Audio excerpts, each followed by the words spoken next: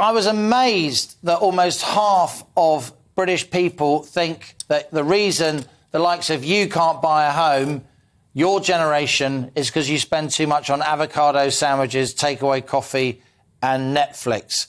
Try and contain yourself, Rose, but what's your view?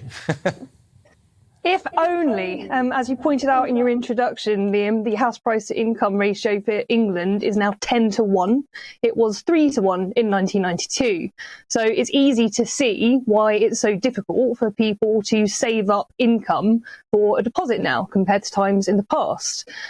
Since the great financial crash, we've had slower wage growth amongst young people. We've had more expensive credit. We've had historically low interest rates, and that reduces the cost of owning once you're there, once you're in the club, but it increases house prices and it makes it much harder to get in.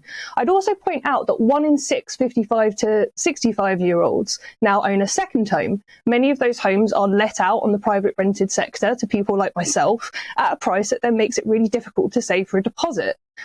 So, you know, it's certainly not about avocados. It's about people trying to scrape together enough savings from wages in the context of spiralling private rents and other living costs.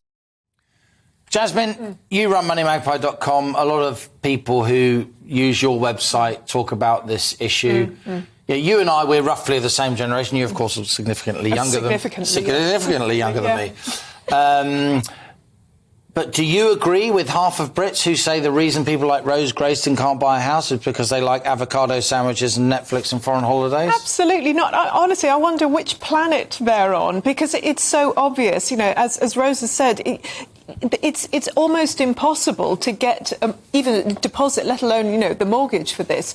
But I agree with you that there's a big problem when it comes to supply.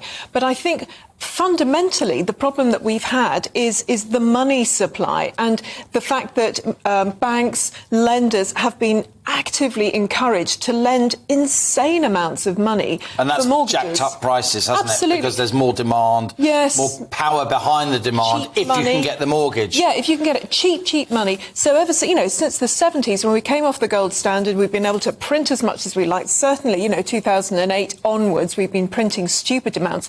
And also, we've had all these sort of government ideas, Help to Buy. I mean, last week we got this one where you can use your housing benefit. It's all demand-side stuff, isn't it? Jacking up demand more and more, doing nothing on supply. Yeah, it just increases the price. And that's the terrible thing. All these things that are supposed to help actually, in the long term, put the prices up, because it makes it easier for people to borrow yet more money, cheaper money, and that puts the price up as well.